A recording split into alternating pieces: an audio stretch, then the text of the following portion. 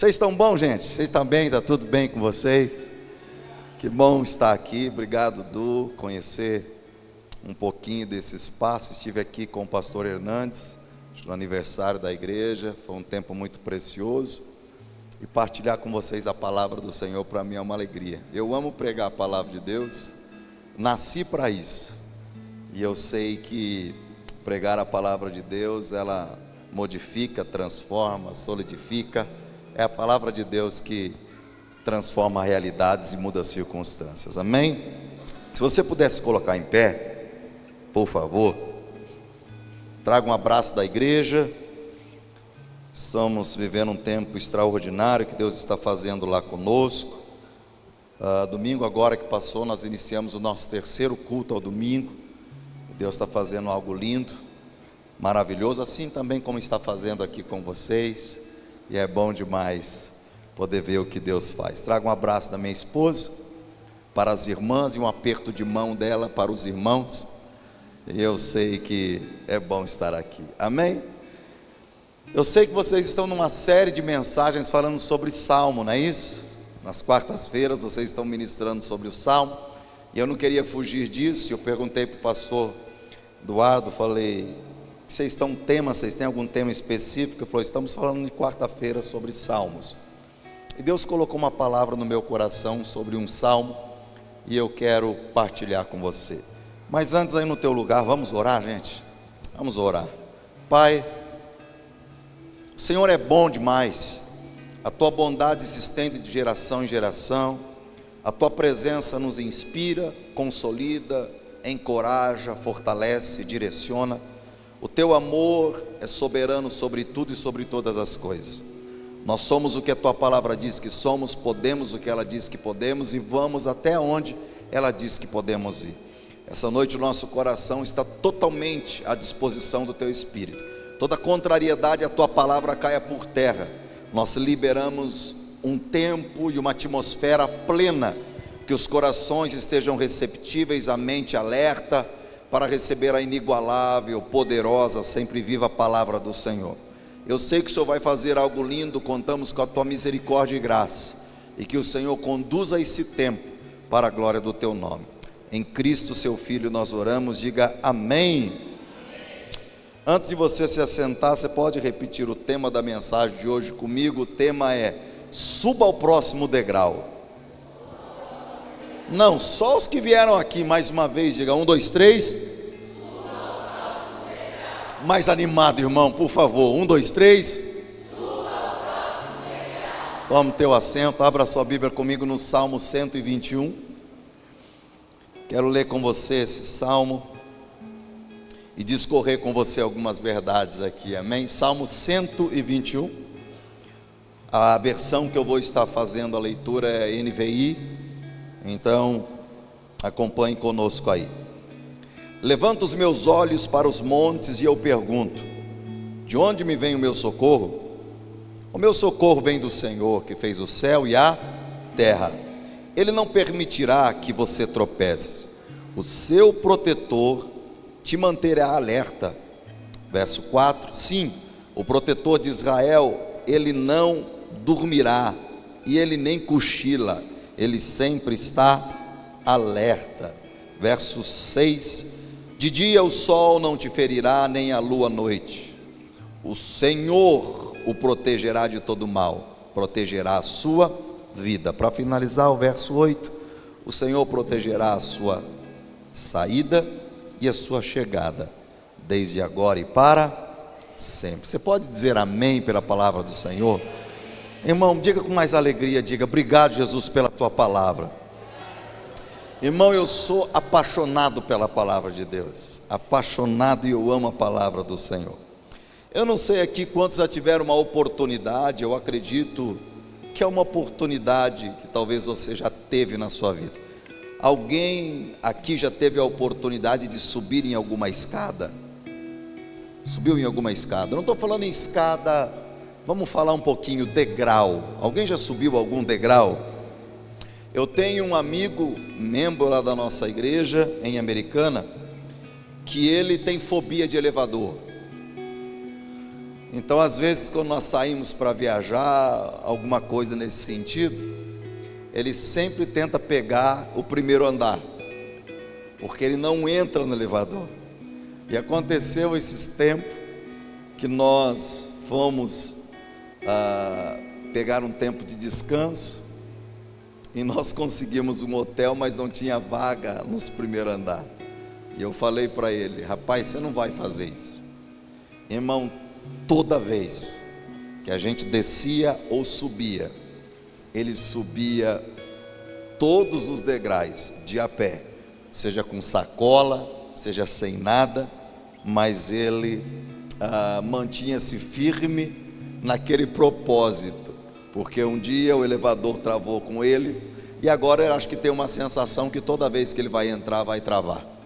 Então ele prefere subir a escada. Por que eu estou partilhando isso com você? Eu preciso dar uma pequena introdução para você entender esse salmo, que tem uma riqueza extraordinária. O texto que nós acabamos de ler, ele conta uma verdade, que uma vez por ano, todo judeu ia ao templo para adorar ao Senhor. No entanto, nós encontramos em Lucas capítulo 2, o verso 41 ao 42, que Jesus, quando tinha 12 anos, ele subiu junto com seus pais a Jerusalém, como de costume. Eu gosto dessa tradução que diz: uma vez por ano, eles iam até o templo para buscar ao Senhor e adorar a Deus. Você guardou isso comigo? Então, uma vez por ano, todo judeu saía e ia até Jerusalém, ao templo, com o objetivo: adorar ao Senhor. É fato que nós hoje não precisamos ir uma vez por ano. Eu sempre digo lá na igreja que não é pecado você ir em 2 cultos durante a semana. É bom você participar das reuniões, dos encontros. E aqui nós encontramos um texto que algumas versões, eu não sei se é a sua Bíblia, hoje nós estamos, ou temos a Bíblia digital, mas a minha Bíblia no papel, e talvez algumas outras que você tem aí, quando você for pegar o título desse Salmo 121, você vai encontrar em cima escrito assim, ó: Salmos de degraus, ou Cânticos de degraus. Eu não sei se a sua versão assim está, mas é interessante que, se você estudar a palavra, você vai ver que existe 14 capítulos que são salmos de degrau, 14 textos ou 14 salmos que expressam esse salmo de degrau.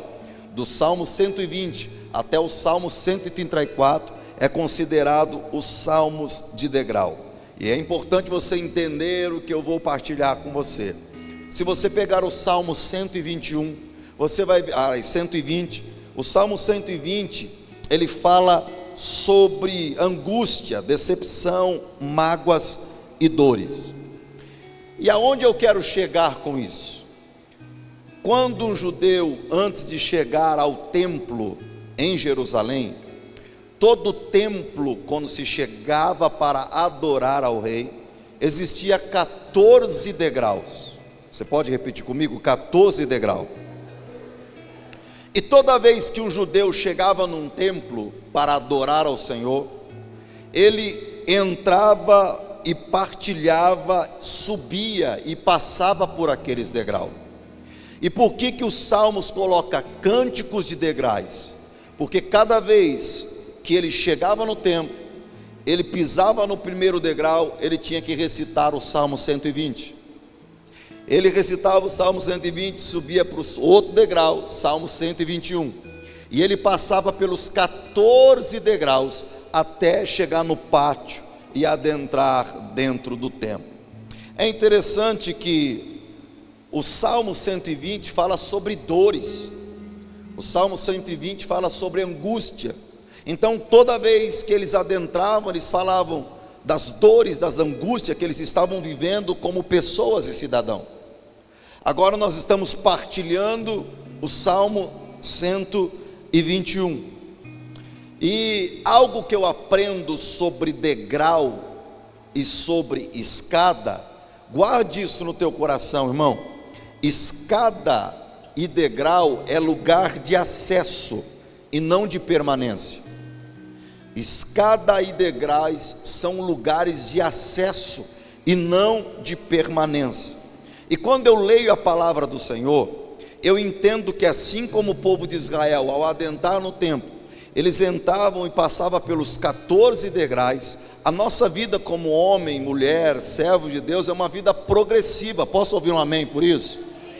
Quando nós lemos o texto de Efésios capítulo 4, verso 15, o texto diz assim: antes, seguindo a verdade em amor, cresçamos em tudo naquele que é o cabeça, Cristo. A nossa vida, ou a vida do cristão, é uma vida crescente. Nós não temos ou não podemos vivenciar uma vida em declínio.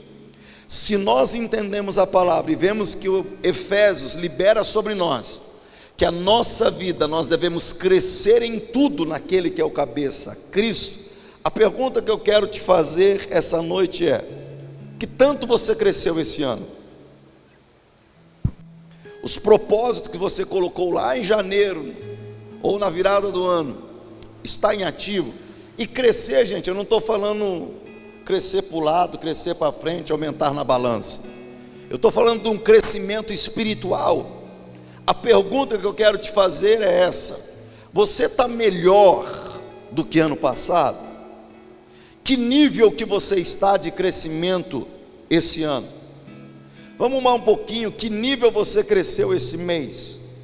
Que nível de crescimento, de profundidade você teve com Deus e com a palavra? A outra pergunta que eu quero que você medite é: por que tem pessoas que parecem que crescem e outras não? Tem gente que entra ano e sai ano, ele permanece com aquela mesma luta, aquele mesmo problema, aquele mesmo desafio, aquela mesma dor. E parece que tem gente que quando você olha, parece que é um guarda-chuva aberto. A bênção escorre sobre a cabeça e você está com o guarda-chuva aberto e fala: Senhor, eis-me aqui, apressa-te para socorrer. Até quando a minha situação vai permanecer desse jeito e não vai haver uma mudança?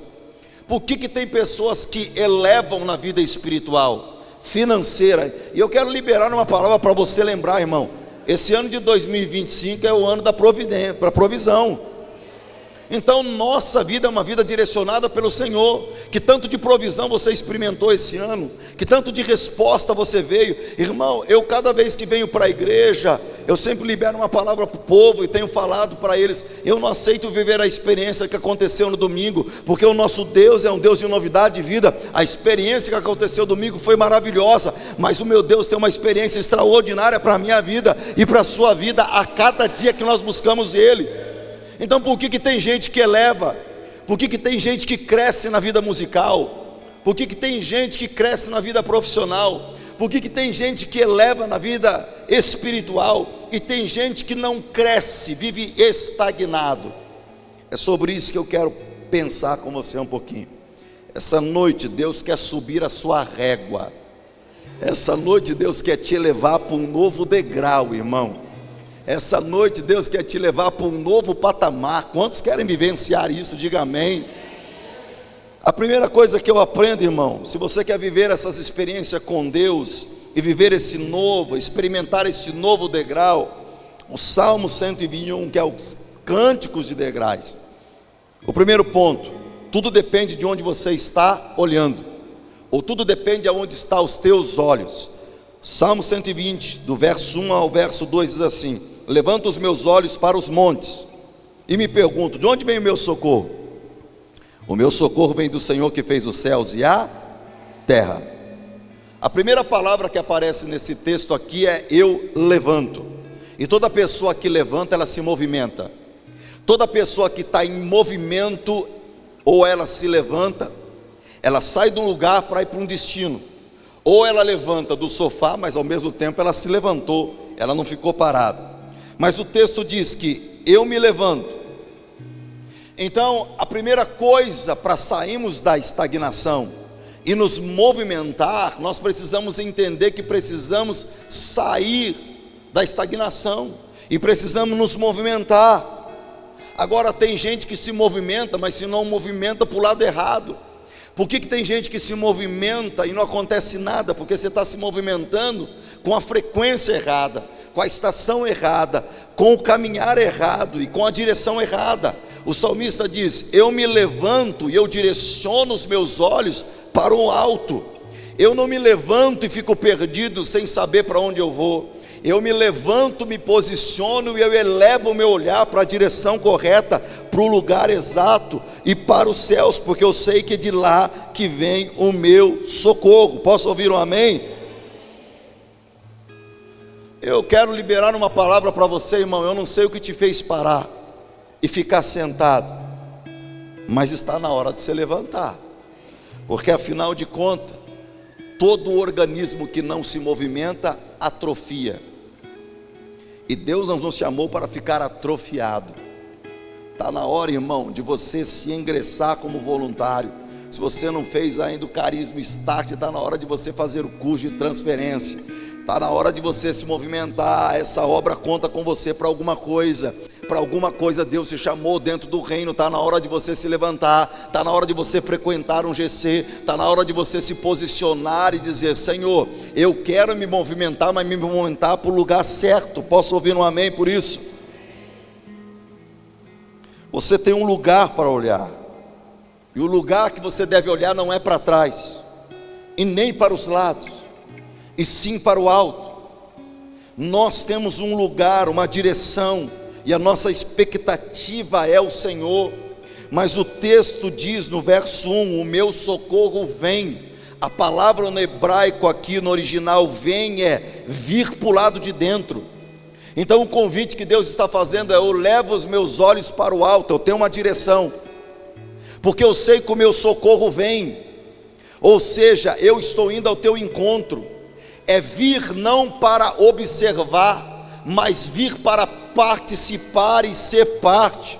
O nosso Deus não é um Deus que convida você para olhar para Ele e caminhar de uma forma distante. O texto diz que Ele te chama: eu levo meus olhos para o monte, porque sei que vem o meu socorro. O vem o meu socorro está dizendo que é um Deus que vem, caminha, está do seu lado, está perto com você, que caminha com você e que todos os dias faz parte da tua história. Amém? Segunda coisa, você precisa entender para aprender a se movimentar e a sair da estagnação: Deus cuida dos que são dele. Tem gente de Deus aqui? Irmão, então relaxa, Deus cuida de você. Olha aqui que o verso 3 diz: Ele não permitirá que você tropece, o seu protetor te manterá alerta. Quando esse salmo foi escrito, esse salmo, a geografia do Salmo 121, e eu dei muito tempo aula de geografia bíblica e estrutural, a geografia desse salmo foi escrito aonde o salmista estava num local todo pedregoso. É interessante que ele coloca: eu estou numa geografia cheia de pedras. E ele escreve o verso 3: o meu Deus, aquele que me protege, Ele não permite que o meu pé tropeça, e Ele me manterá alerta. Quantos aqui já tropeçaram em alguma pedra, caminhando ou andando? Tem gente que é esperto, está tropeçando, ele dá aquele... tropecei, dá aquele trotinho para correr, olha para os lados, vê se não tem ninguém. Vira e mexe, nós tropeçamos nas pedras que são colocadas. Mas algo que esse salmista coloca, ele fala: Ele não vai permitir que o meu pé tropece, porque ele está fazendo uma analogia àquilo que está estabelecido lá em Mateus capítulo 7, aquele que está firmado a sua casa sobre a rocha. Pode vir a tempestade, pode vir o vento, pode soprar quanto quiser, mas a casa não vai ser destruída, porque ele tem um alicerce, ele tem uma rocha, ele tem um fundamento.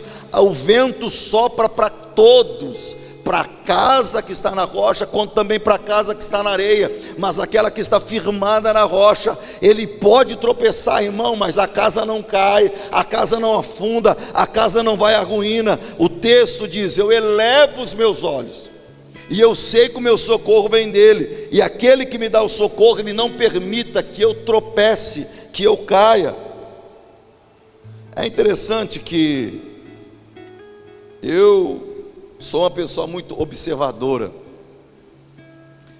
e assim, quantas mulheres temos aqui hoje? Mulheres, amém? Quantos homens tem aqui? Diga amém. Quantas mulheres? Diga aleluia. Os homens estão mais animados, diga aleluia, homens. As mulheres, diga amém. Então tá bom.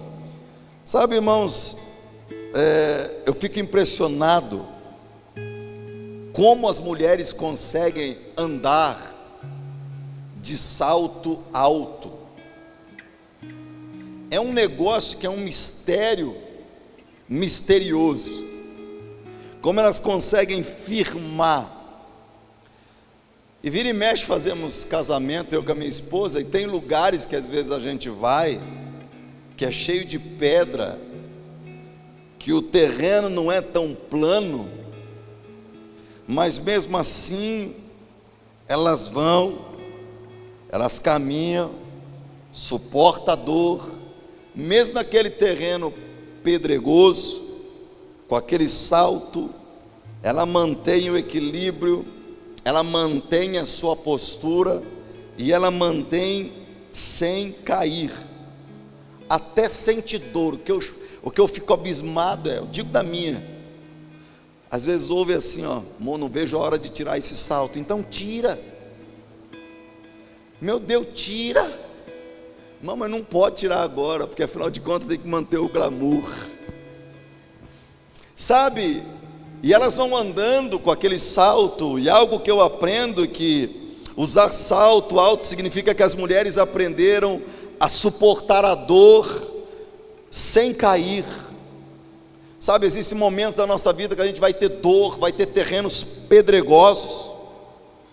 Então a pergunta é, pastor, quando os terrenos pedregosos vêm e de alguma forma tenta nos fazer tropeçar na vida, tenta nos fazer titubear na jornada da caminhada, o que eu devo fazer?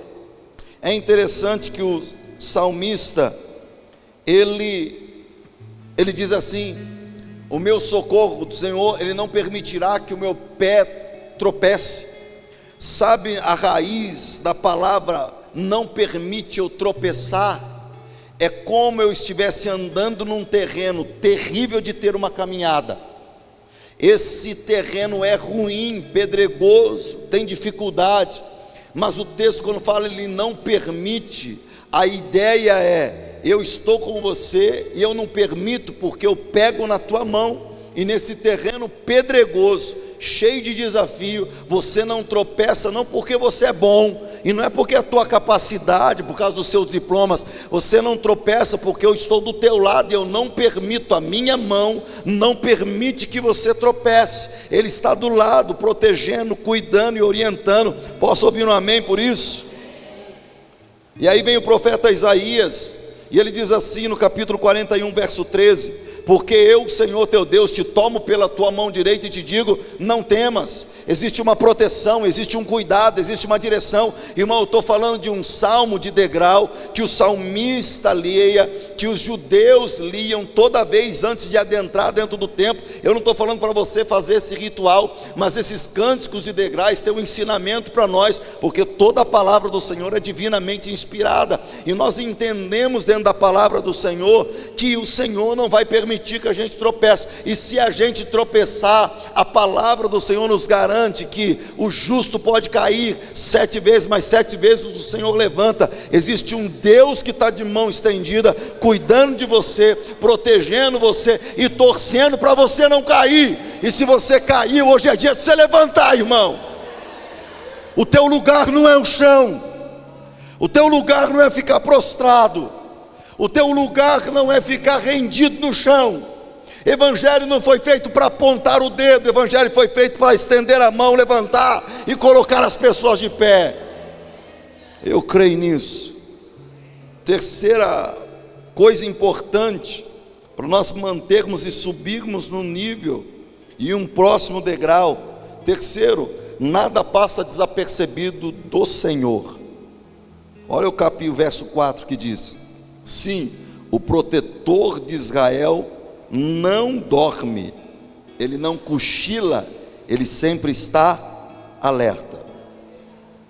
Por que o salmista faz essa afirmação? O Deus a qual nós servimos não cochila, ele não dorme.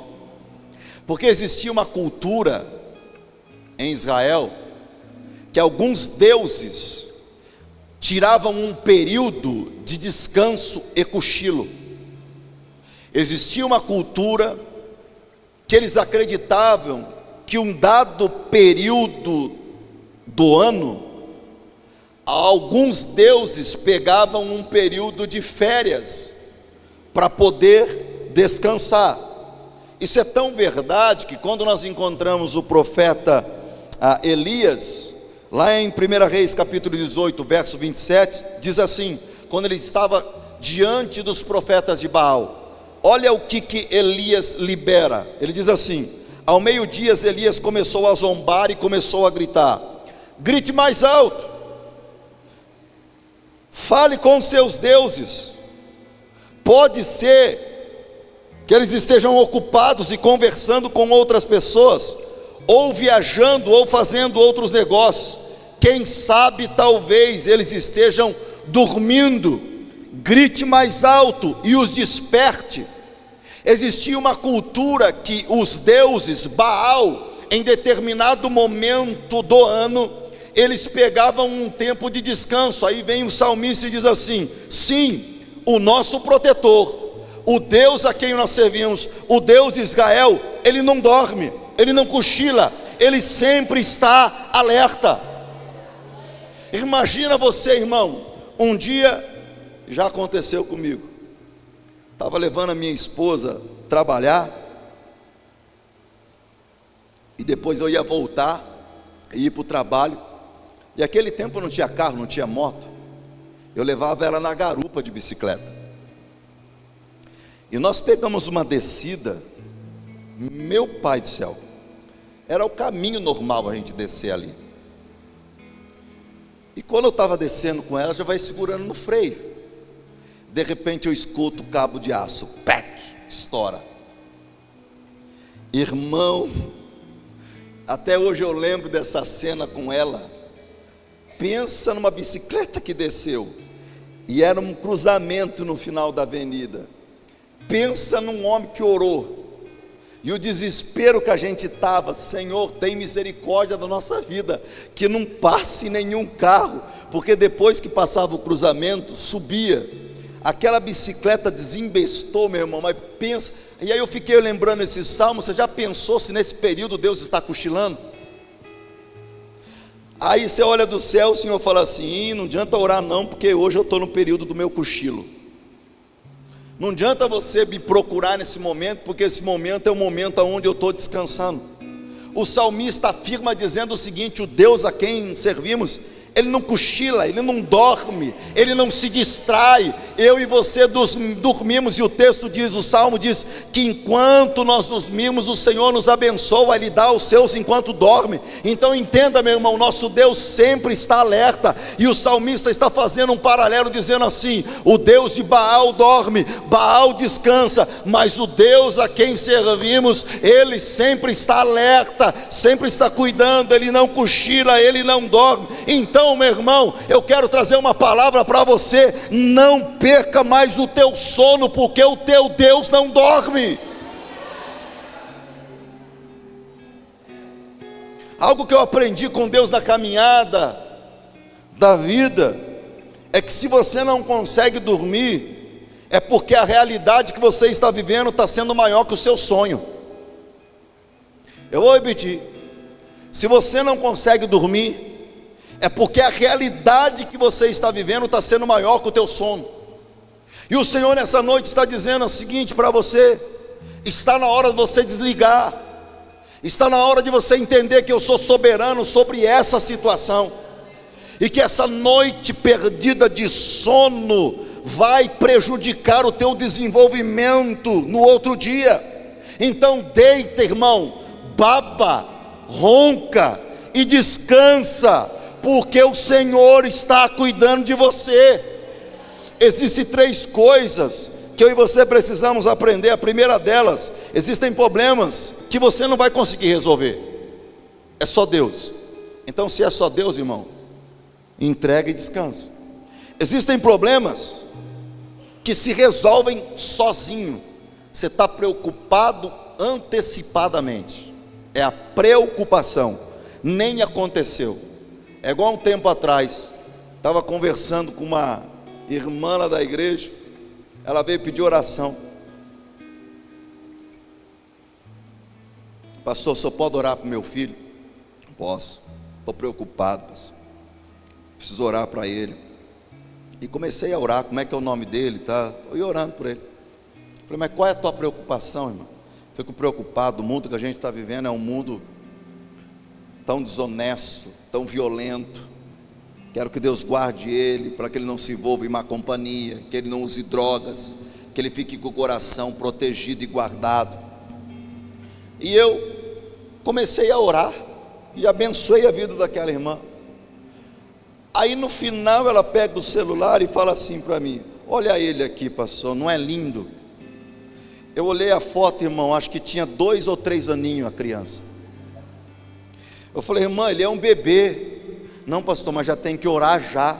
Eu estou preocupado com as amizades dele, como que ele vai crescer. Olha, irmão, o negócio nem aconteceu, mas tem gente que é assim. A crise começa a aparecer na empresa. Está mandando um monte de gente embora. Ele já começa a achar que ele é o próximo da lista. Sofre por antecipação. E Deus está dizendo: descansa, relaxa, dorme, porque eu cuido de você. Eu posso te dar um conselho, irmão? Avisa o teu cérebro que você não está sozinho. Dá uma ordem para ele com a sua voz, para ele ouvir, e fala assim: ó, cérebro, descansa, desliga, porque o meu Deus não dorme, não cochila. O meu Deus cuida da minha vida. Será que você pode dar um glória a Deus aí no teu lugar?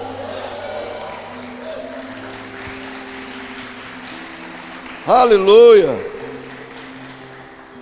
Quarto ponto que eu aprendo nesse texto, subindo o degrau, irmão. Existe uma realidade muito forte dentro de você.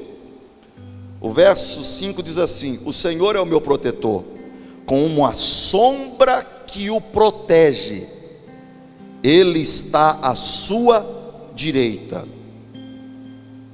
Eu vou repetir: o Senhor é o meu protetor, como uma sombra que me protege, Ele está à sua direita. Automaticamente, você não precisa fazer uma hermenêutica e nem uma exegese do texto, ele por si próprio fala. E o texto está dizendo que a sombra do Senhor te protege. Diga assim: a sombra do Senhor me protege. Agora, sombra, eu vi 2 definições. É uma região formada pela ausência parcial de luz. Só tem sombra quando tem luz. Sombra é o reflexo de algo que está iluminando. Por exemplo, eu estou vendo a minha sombra ali, porque tem uma luz que está projetando sobre mim, e essa luz reflete algo, e esse algo transmite algo que está vindo sobre mim. Esse algo que está sendo refletido, reflete em mim e causa um efeito chamado sombra. Você entendeu? Diga amém. Nós olhamos o texto de João capítulo 8, verso 12, diz assim: falando novamente ao povo, Jesus disse: eu sou a luz do... quem me segue nunca anda em trevas, mas terá sempre luz. Olha aqui que o texto está dizendo: a tua sombra me protege. Existe um Deus que é o Pai das luzes, e o texto está dizendo que a sombra me guarda. Se está tendo sombra, algo está fazendo luz, algo está projetando a luz, e essa luz reflete, e essa luz produz uma sombra. Está claro aqui? Mas a sombra, ela muda de posição conforme a origem da luz. E olha aqui que o texto está dizendo: Ele te protegerá com a sua sombra. É como se Deus estivesse dizendo: eu me movimento, e a sombra, ela se movimenta conforme a luz. A sombra por si próprio não se movimenta se não tiver luz. Aliás, sem luz não existe sombra. Então só tem sombra porque tem luz. E se o sol da justiça brilha sobre mim, eu sou um reflexo da luz. Então tudo que a luz faz, eu transmito e eu repasso, porque não sou eu quem vive, mas é Cristo que vive em mim. Então ele sendo luz, eu sou apenas uma sombra. É o que o salmista está dizendo: a tua sombra me protege. Então aonde ele vai, eu vou. Não é eu que dito a regra, é ele que dita a regra e eu só obedeço. A sombra não tem autoridade nenhuma sobre a luz. Aliás, sem luz não existe sombra, irmão. Então entenda o teu papel dentro do reino. Eu não sei qual área da tua vida está obscura. Existia um cântico quando criança que nós cantávamos, que era assim: a minha pequena luz eu vou deixar brilhar. É interessante que se apagarmos todo esse auditório, ele vai ficar escuro, mas se um pequeno facho de luz adentrar, é o suficiente para clarear. E o texto está dizendo que existe um sol, e quando eu estou firmado nele, eu entendo que quanto mais forte ele é, mais sombra produz. E quando ele se movimenta, eu me movimento. Que quando ele dá uma ordem para ir, eu vou. Que quanto mais ele brilha, mais a sombra reproduz. Então, irmão, algo forte você precisa entender e guardar no teu coração: você é um reflexo de Deus aqui na terra. Você está entendendo o que o Senhor está dizendo? Você é um reflexo da glória dele aqui na terra. Agora, 24 horas por dia, o Senhor está cuidando de você. Ele nunca deixa de brilhar, porque ele é a luz. Ele nunca vai deixar de apagar, ele continua sendo Deus em todo sentido. Mas eu quero te fazer duas perguntas e responde para você mesmo: como anda o reflexo da luz de Deus na sua vida? Que intensidade você como sombra está produzindo? Quinto ponto, vamos caminhar aqui. Em Deus encontramos proteção. O verso 6 e 7 diz assim: de dia o sol não te ferirá. Aí sim, hein, queridão? Uma salva de palmas para esse santo varão aqui. Uma salva de palmas dessa, irmão, ele nem serve mais aqui. Honra a vida desse varão com um aplauso mais forte, em nome de Jesus. Glória a Deus. Em Deus nós encontramos proteção. O verso 6 e 7 diz assim: de dia o sol não te ferirá, nem a noite, nem a lua de noite. O Senhor protegerá de todo mal e protegerá a tua vida. Está falando que durante o dia o sol não nos vai queimar. É interessante que 3 coisas nós aprendemos com o sol. Primeiro, o sol queima. Segundo, o sol desidrata. E se você ficar exposto no sol em horários errados, você está correndo o risco de pegar câncer de pele. E o texto está dizendo que esse sol tem a medida certa. A medida certa desse sol não te queima, não te causa dano. Ela produz a vitamina D certa, na medida certa que você precisa.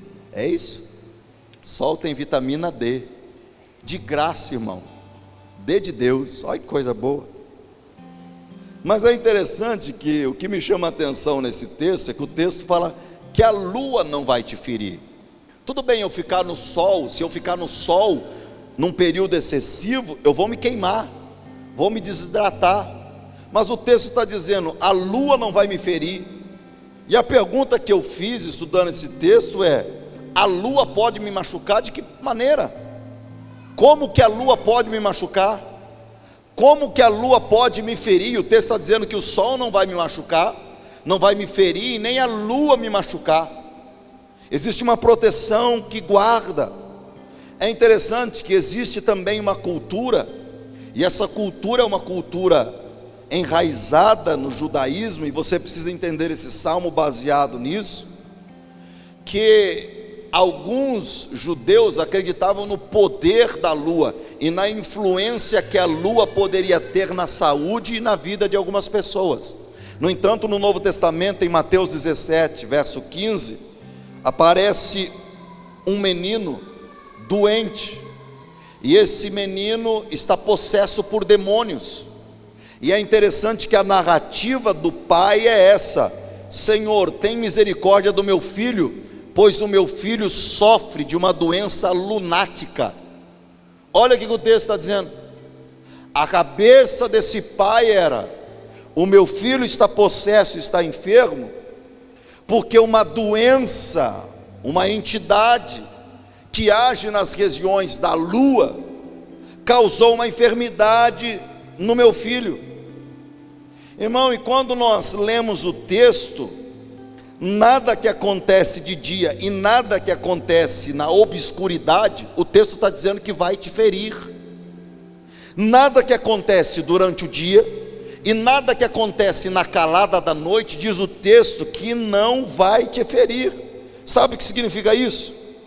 Coisas que estão tramando contra você no secreto, que nem você sabe.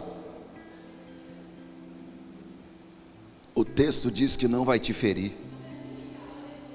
Reuniões que fizeram e você não fizeram, foi convidado a participar, você não está lá. Reuniões em secreto, em obscuridade, você não está lá. Mas a lua no obscuro não vai te machucar, porque existe um Deus que está lá te protegendo. Áudios que não chegaram até você, é a graça, a bondade de Deus protegendo, cuidando. Ah, pastor, mas o senhor não sabe como está a minha vida. Irmão, Jesus nunca disse que a nossa vida seria fácil. Ele garantiu que estaria conosco todos os dias da nossa vida. Tem gente que está aqui, que só está vivo por causa da proteção do Senhor.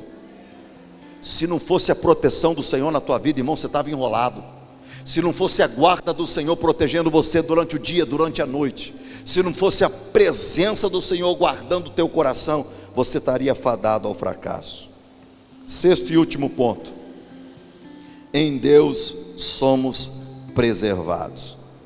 O verso 8 diz assim: o Senhor preservará a sua saída e a sua chegada, desde agora e para sempre. Existem 3 bênçãos aqui nesse salmo.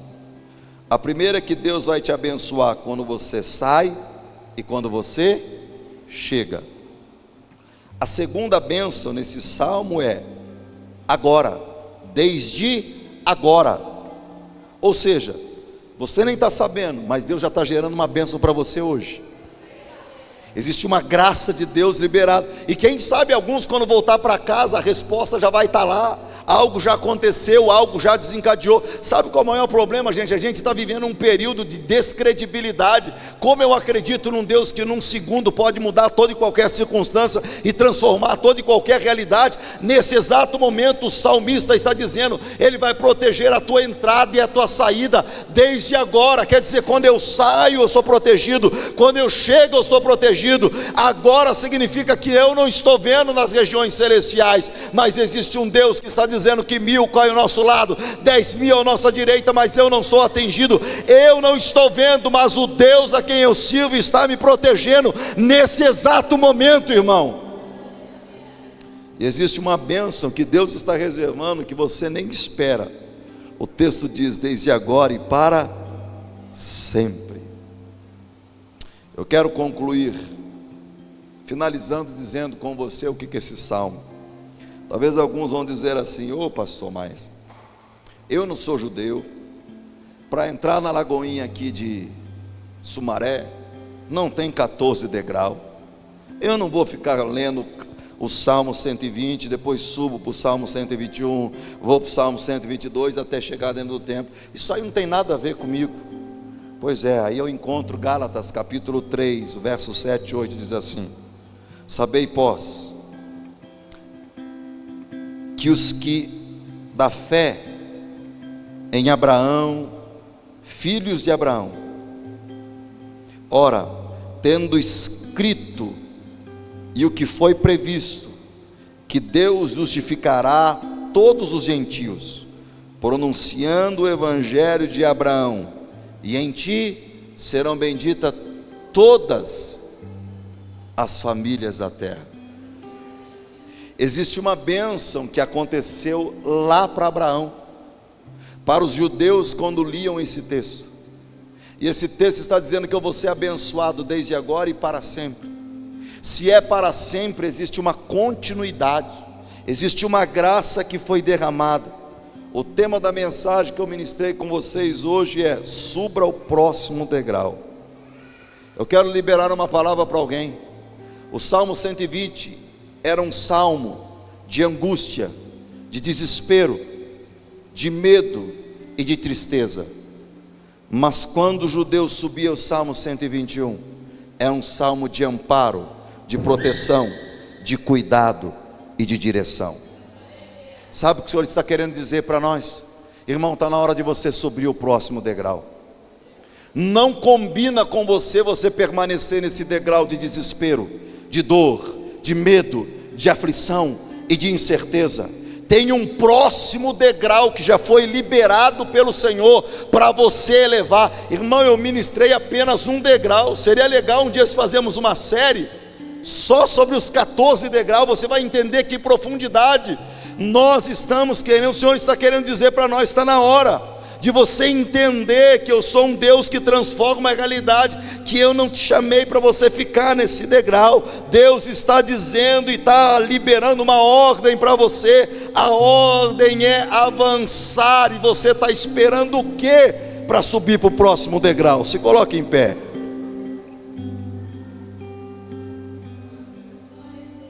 Você não pode ficar no degrau, irmão, porque degrau é lugar de acesso, não é lugar de permanência. Ninguém fica num degrau parado. Degrau foi estabelecido para se movimentar, é lugar de acesso e não de parada. Está na hora de você sair desse degrau da incredulidade, sair desse degrau do medo, sair desse degrau da estagnação, da autocomiseração, da auto-incapacidade, que eu não posso, que eu não tenho, que não dá. Sair ai pastor, se o meu sobrenome fosse Abravanel, minha vida era diferente. Ai pastor, se eu morasse em tal endereço. Ai, se eu servisse em tal ministério. Irmão, aonde Deus te colocou, seja o melhor, faça o melhor.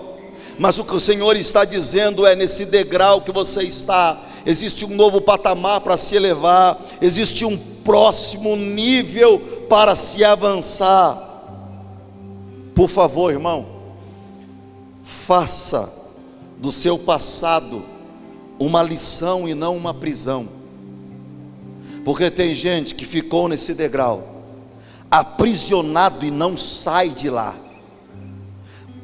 não sai, não libera para outros ter acessibilidade. Ah, mas era tão lindo. Ah, mas meu coração está doendo demais. Como é que ele pôde ter me deixado? Ó dia, faz 10 anos e você está ainda com a foto lá. Faz 20 anos e você continua. E Deus está dizendo assim: meu filho, minha filha, eu te livrei de uma perturbação e você nem sabe. Sai desse degrau.